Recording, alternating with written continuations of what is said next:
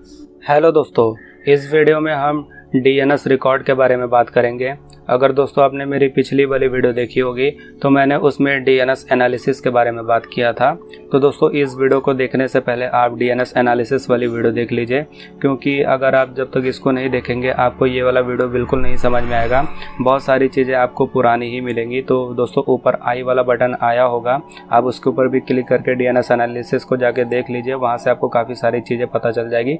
नहीं तो मैं आपको डिस्क्रिप्शन में भी लिंक दे दूँगा, आप वहाँ से भी जाके दे सकते हैं। तो दोस्तों इस वीडियो में हम डीएनएस रिकॉर्ड को समझेंगे, क्योंकि दोस्तों जब तक आप डीएनएस रिकॉर्ड को नहीं समझेंगे, इसके अंदर जो ये 3 एप्लीकेशन दी गई है ये आपको बिल्कुल नहीं समझ में आएगी आखिर ये करती क्या है। तो सबसे पहले आप डीएनएस रिकॉर्ड को समझ लीजिए, उसके बाद आपको ये तीनों एप्लीकेशन यूज़ करना आ जाएगा। तो चलिए हम डीएनएस रिकॉर्ड को समझते हैं कि आखिर ये होता क्या है। तो मैं इसको मिनिमाइज़ कर देता हूँ। दोस्तों मैंने आपके लिए यहाँ पे डीएनएस रिकॉर्ड से रिलेटेड कुछ चीज़ें लिख करके रखी हैं आपको समझाने के लिए। तो दोस्तों डीएनएस रिकॉर्ड को समझने से पहले मैं आपको एक एग्जांपल समझाता हूँ, उसके बाद आपको ये डीएनएस रिकॉर्ड काफ़ी इजीली समझ में आ जाएगा। तो दोस्तों अगर आप अपने मोबाइल की इंटरनल मेमोरी में जाएंगे तो वहाँ पर आप देखेंगे ऑडियो, वीडियो, ऐप्स और डॉक्यूमेंट इस टाइप के फोल्डर बने होते हैं। तो दोस्तों अगर आप ऑडियो वाले फोल्डर के ऊपर क्लिक करेंगे तो आपके मोबाइल में जितनी भी ऑडियो होगी वो आपको ऑडियो वाले फोल्डर में दिख जाएगी। इसी तरह अगर आप वीडियो वाले फोल्डर के ऊपर क्लिक करेंगे तो आपके मोबाइल में जितनी भी वीडियो वगैरह होगी आपको वीडियो में दिख जाएगा। इसी तरह ऐप्स दिखेगा और डॉक्यूमेंट वगैरह भी दिखेगा।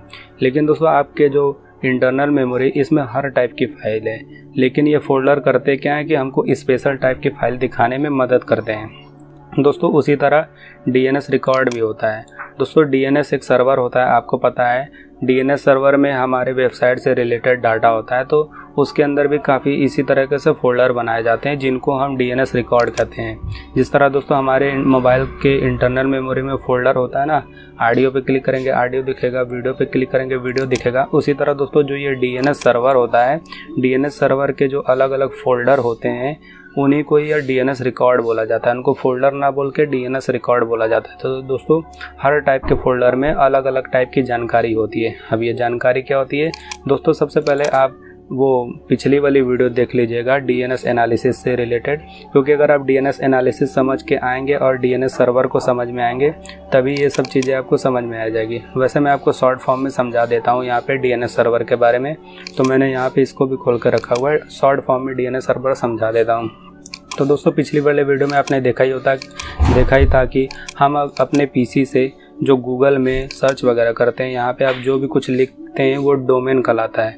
तो दोस्तों डीएनएस सर्वर करता क्या है कि जो भी डोमेन नेम यहाँ से पास हुआ है, चाहे google.com, facebook.com या कोई भी .com, उसको एक आईपी एड्रेस में कन्वर्ट कर देता है इस तरीके से नंबर में।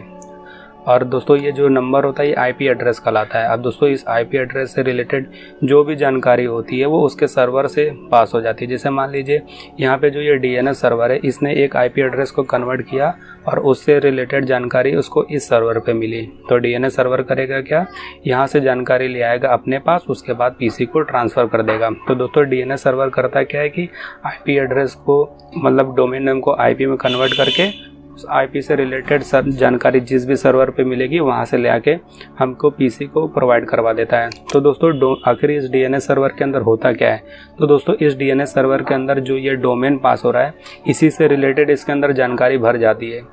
दुनिया भर में दोस्तों बहुत सारी वेबसाइट है, तो दुनिया भर में जितनी भी वेबसाइट होगी उनसे रिलेटेड जो डोमेन नेम होता है, इस डोमेन से रिलेटेड सारी जानकारी इस ये जो डीएनएस सर्वर होती है इसके अंदर होता है। दोस्तों वेबसाइट का जो सर्वर होता है इसके अंदर ऑडियो, वीडियो इस टाइप की जानकारी होती है, लेकिन जो वेबसाइट से रिलेटेड कुछ बेसिक जानकारी होती है वो हमारे डीएनएस सर्वर के अंतर्गत होती है। जैसे आईपी एड्रेस वगैरह हुआ, एमएक्स रिकॉर्ड हुआ, तो यही सब जानकारी हम इसके अंदर समझने वाले हैं। चलिए हम अपने वापस इस वीडियो में आ जाते हैं। तो दोस्तों आपको डीएनएस रिकॉर्ड समझ में आ गया होगा कि ये है क्या। तो दोस्तों डीएनएस रिकॉर्ड कुछ खास नहीं है। डीएनएस सर्वर के अंदर जो फोल्डर होते हैं और ये ए रिकॉर्ड इसी से रिलेटेड इनके जानकारी होती है। आप समझते हैं कि आखिर ये ए रिकॉर्ड होता क्या है। तो दोस्तों मान लीजिए आपको डीएनएस सर्वर के अंदर ए रिकॉर्ड देखने को मिल गया, तो समझ लीजिएगा इसके अंदर इसकी आईपी एड्रेस होगी। किसी भी वेबसाइट का एक अपना आईपी एड्रेस होता ही है, तो ए रिकॉर्ड के अंदर आपको क्या मिलेगा, किसी भी वेबसाइट का आईपी एड्रेस मिलेगा। अब दोस्तों 4 बार ए रिकॉर्ड, इसका क्या मीनिंग होगा? तो दोस्तों इसके अंदर किसी भी वेबसाइट का IPv6 रिकॉर्ड होता है। अब ये IP एड्रेस भी दोस्तों 2 तरीके के होते हैं, एक होता है IPv4 और IPv6। तो मैं आपको समझा देता हूँ आखिर IP एड्रेस क्या होता है शॉर्ट फॉर्म में। तो दोस्तों जब भी कोई डिवाइस इंटरनेट से जुड़ना चाहता है तो उसको एक एड्रेस की ज़रूरत पड़ती है जिसको हम IP एड्रेस कहते हैं। तो दोस्तों IP एड्रेस भी 2 तरीके के होते हैं, एक IPv4 और IPv6। दोस्तों IPv4 जो ये IP एड्रेस है, इसके द्वारा हम केवल लिमिटेड डिवाइस को ही जोड़ सकते हैं, लेकिन जो IPv6 है इसके द्वारा हम मिलियन ट्रिलियन काफ़ी सारे डिवाइसेस को ऐड कर सकते हैं। तो ये उससे ज़्यादा पावरफुल होता है। दोस्तों ये क्या करता है, किसी भी डिवाइस को इंटरनेट से जोड़ने में मदद करती है। तो दोस्तों अगर आप DNS रिकॉर्ड के AA4 रिकॉर्ड में, तो समझ लीजिएगा इसके अंदर उस वेबसाइट का IPv6 एड्रेस होगा। अगर दोस्तों आप किसी DNS सर्वर में गए, अगर वहाँ पे आपको CNAME रिकॉर्ड देखने को मिल जाए तो आँख मूंद के यकीन कर लीजिएगा उसके अंदर सब डोमेन से रिलेटेड आपको जानकारी मिलेगी। अब ये सब डोमेन क्या होता है, चलिए मैं आपको समझाता हूँ। दोस्तों अगर आप अपने गूगल पे आएंगे, मान लीजिए अगर आपको फेसबुक पे जाना है तो आप यहाँ पे क्या लिखेंगे, www.facebook.com, नहीं तो आप लिखेंगे facebook.com, नहीं तो आप लिख देंगे डायरेक्ट फेसबुक। तो दोस्तों आप चाहे www.blue.facebook.com लिखिए, चाहे facebook.com लिखिए या तो फेसबुक लिखिए। दोस्तों तीनों केस में आपको फेसबुक की जो ओरिजिनल वेबसाइट है उसी पे ही आप जाएंगे। तो आखिर ये पॉसिबल कैसे होता है? तो दोस्तों ये सब पॉसिबल होता है सब डोमेन की मदद से। दोस्तों किसी भी वेबसाइट का एक ओरिजिनल डोमेन होता है और उसके काफ़ी संख्या में सब डोमेन होते हैं। तो दोस्तों जो www.com facebook.com था ये एक सब डोमेन है, facebook.com ये एक सब डोमेन है, फेसबुक ये भी एक सब डोमेन है। तो दोस्तों सब डोमेन करते हैं क्या है कि हमको ओरिजिनल वेबसाइट की तरफ भेजने का काम करते हैं। तो दोस्तों अगर आप किसी भी वेबसाइट के CNAME रिकॉर्ड में जा रहे हैं तो समझ लीजिएगा इसके अंदर आपको सब डोमेन से रिलेटेड जानकारी मिलेगी।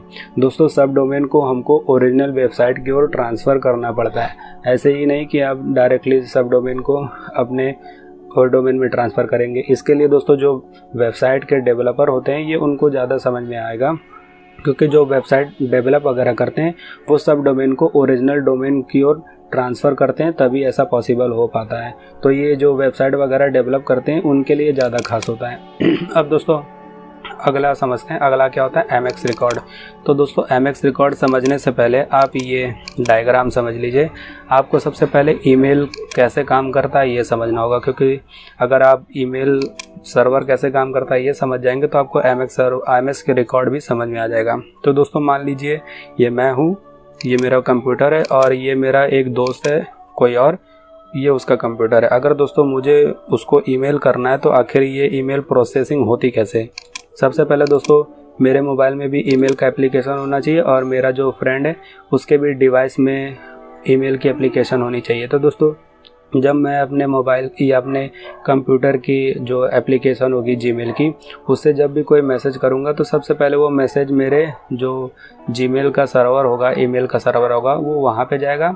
उसके बाद दोस्तों ये जो मेरा जीमेल का सर्वर है ये मेरे दोस्त के जीमेल सर्वर पे वो मैसेज भेजेगा, फिर इस सर्वर से होते हुए मेरे दोस्त के डिवाइस पे आ जाएगा, चाहे उसके पास मोबाइल कंप्यूटर कुछ भी हो सकता है, क्योंकि दोस्तों हम जीमेल को मोबाइल कंप्यूटर टैबलेट में कहीं पे भी यूज़ कर सकते हैं। तो ये डिवाइस मोबाइल भी हो सकता है और फ़ोन वगैरह लैपटॉप कुछ भी हो सकता है। तो दोस्तों ईमेल इसी तरीके से काम करता है। सबसे पहले यार आप जो एप्लीकेशन के जो जीमेल की एप्लीकेशन होती है उसके अंदर जो भी मैसेज वगैरह लिखते हैं वो आपके सर्वर में जाता है, उसके सर्वर से होते हुए आपके दोस्त के सर्वर में जाएगा, दोस्त के सर्वर से उसके डिवाइस पे आ जाता है। इसी तरह हमारा ये ईमेल सर्वर काम करता है। अब दोस्तों हम समझेंगे आखिर ये MX रिकॉर्ड क्या होता है। तो दोस्तों आपको पता ही है कि किसी भी वेबसाइट का जो डाटा होता है उसके सर्वर में होता है। तो दोस्तों जब कोई वेबसाइट का सर्वर अगर हमको ईमेल भेजना होगा तो वो हमको डायरेक्ट अपने डिवाइस पे नहीं भेजती, बल्कि जो वेबसाइट का सर्वर होता है वो हमारे सर्वर को मेल भेजती है। ये देखिए जो आपका जो सर्वर होता है, तो MX रिकॉर्ड के अंदर आपको क्या जानकारी मिलेगी, आपका जो ईमेल सर्वर होगा इससे रिलेटेड जानकारी मिलेगी। यानी आपके वेबसाइट का जो सर्वर होगा, आपके वेबसाइट का एक सर्वर तो होगा ही, वो सर्वर आपके जीमेल सर्वर को जो जानकारी भेजेगा, इसी से रिलेटेड जानकारी MX रिकॉर्ड के अंदर होती है। तो होप दोस्तों आपको समझ में आ गया होगा कि आखिर MX रिकॉर्ड क्या है। MX रिकॉर्ड दोस्तों किसी भी वेबसाइट का जो DNS सर्वर होता है वो, और आपका जो जीमेल सर्वर होता है आपके वेबसाइट का, उनके बीच जो कम्युनिकेशन हो रहा है उसके MX रिकॉर्ड के अंदर यही सब जानकारी वगैरह होती है। अब दोस्तों हम एक और DNS रिकॉर्ड के बारे में समझते हैं, NS रिकॉर्ड। अब NS रिकॉर्ड क्या है दोस्तों, इसको काफ़ी ध्यान से समझिएगा। दोस्तों आप अपने गूगल में काफ़ी सारे डोमेन को लिखते वगैरह हैं, जैसे यहाँ पे फेसबुक लिखते हैं, गूगल लिखते हैं और भी इंस्टाग्राम, यानी बहुत सारी वेबसाइट पे जाते हैं। तो दोस्तों उन सब डोमेन को जो IP में कन्वर्ट करने का काम है, ये हमारा DNS सर्वर करता है। अब दोस्तों दुनिया भर में लाखों करोड़ों वेबसाइट है, ऐसा नहीं कि दुनिया में केवल एक ही DNS सर्वर होगा। अब दोस्तों दुनिया में लाखों की तादाद में DNS सर्वर होंगे। तो दोस्तों कौन सा DNS सर्वर कौन से डोमेन को कन्वर्ट करेगा, इसके लिए भी तो हमको एक रिकॉर्ड रखना पड़ेगा। तो दोस्तों ये होता है NS रिकॉर्ड। तो दोस्तों NS रिकॉर्ड के अंतर्गत ये सब चीज़ें होती हैं कि हम जो भी डोमेन वगैरह लिख रहे हैं अपने ब्राउज़र पे, वो उसको कौन सा DNS सर्वर उसको रिजॉल्व कर रहा है और हमको जानकारी ले आके प्रोवाइड कर रहा है। तो दोस्तों NS रिकॉर्ड का यही काम होता है कि जो भी डोमेन नेम हम अपने गूगल में लिखते हैं तो वो कौन सा DNS सर्वर है कि उस डोमेन नेम को IP में कन्वर्ट कर रहा है और हमको जानकारी ले आके प्रोवाइड करवा रहा है। क्योंकि दोस्तों पूरी दुनिया में लाखों की संख्या में DNS सर्वर है, तो हमारे डोमेन नेम को कौन सा DNS सर्वर रिजॉल्व कर रहा है, यही हमारे NS रिकॉर्ड के अंतर्गत होता है। तो यही सब चीज़ें होती है दोस्तों DNS रिकॉर्ड। तो दोस्तों होप आपको ये DNS सर्वर समझ में आ गया होगा। तो हम अपने वर्चुअल मशीन के अंदर चलते हैं। तो दोस्तों यहाँ पे आपको मैंने पहले ही भी बताया था कि आप काली लिख के जा सकते हैं। तो मैं यहाँ से फिर से काली लिख के लॉगिन करता हूँ और अपने यहाँ पे काली लेंस में आता हूँ। तो दोस्तों यहाँ पे ये मैंने पिछली वीडियो में DNS एनालिसिस को कवर कर दिया और इस वीडियो में DNS रिकॉर्ड को कवर कर दिया। तो दोस्तों आज की वीडियो में इतना ही। होप आपको ये DNS रिकॉर्ड समझ में आ गया, क्योंकि दोस्तों DNS रिकॉर्ड से रिलेटेड जितनी मेन बातें थी मैंने आपको बता दी, लेकिन दोस्तों इसमें अंदर बहुत सारी अभी और भी जानकारी है जो बताना मेरे से छूट गया है। तो आप उसको खुद भी सर्च वगैरह कर सकते हैं। लेकिन दोस्तों अगर आपको नहीं समझ में आएगा DNS रिकॉर्ड से रिलेटेड कोई भी जानकारी, तो आप कमेंट सेक्शन में पूछ लीजिएगा, मैं उसका एक्सप्लेन कर दूँगा। दोस्तों DNS रिकॉर्ड और भी होते हैं, मैंने अभी आपको यहाँ पे 5 ही बताया है, लेकिन DNS रिकॉर्ड और भी होते हैं जिनको मैंने नहीं बताया है, क्योंकि दोस्तों वो उतना खास नहीं है। यही 4-5 ऐसे थे जो ज़्यादा खास थे, इसलिए मैंने उनको कवर कर दिया। बाकी दोस्तों DNS रिकॉर्ड आपको काफ़ी ईजिली समझ में आ जाएंगे, तो आप उनके बारे में पढ़ वगैरह सकते हैं। तो दोस्तों आज की वीडियो में इतना ही। होप आपको ये वीडियो पसंद आया। अगर दोस्तों वीडियो अच्छा लगा इसको लाइक मार के जाइएगा, चैनल पर पहली बार है इसको सब्सक्राइब करके जाइएगा। मैं मिलूँगा आपको नेक्स्ट वीडियो में नेक्स्ट टॉपिक के साथ। तब तक के लिए जय हिंद।